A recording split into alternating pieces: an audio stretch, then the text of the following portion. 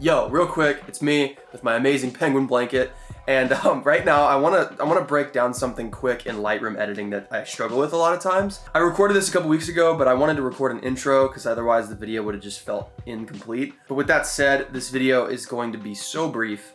It's a very niche issue, so it's not something major, but if you want to stick around and watch it, I definitely recommend it because it's one of those things that I just deal with. So anyway, let's head to Lightroom.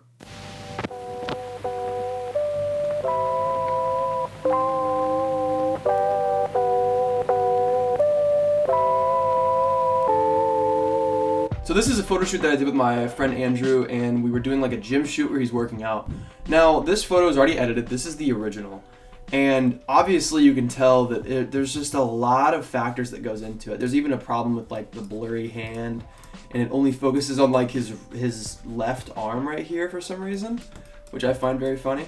It stayed him in focus really well though, so that's always good. Okay, so the problem that I have with the way that I edit is I tend to let the software decide how I should edit instead of looking at the photo objectively and changing things from there. And I don't know if that makes any sense, but let me elaborate a little bit.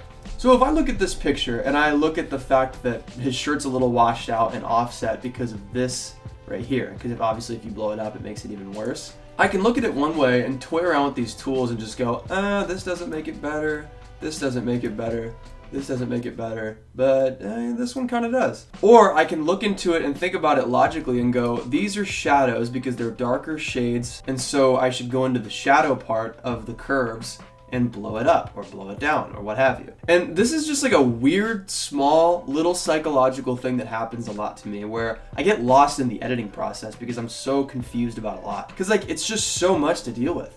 And obviously if I go into shadows here, it makes it look a little bit better because it brightens up his face, but it also keeps everything from looking really like dark like this. Because I don't want it to look sad, I want it to look cool and mysterious. So there's a delicacy to that. Yeah, I don't know if you guys struggle with the same thing, if you guys are editors. Like, I do the same thing with Final Cut. Like, I'll go into Final Cut and I'll edit something and like the software has such a like flow to it that instead of looking at the video objectively and going, I need to cut this to this part because it would make sense for the structure, I just instead go, I mean, it's gonna work, I guess. And I think this is just a bad habit of laziness that I have in editing, but let me know if you guys struggle with it, because it's just so interesting. I don't know how to explain it. It's just one of those things.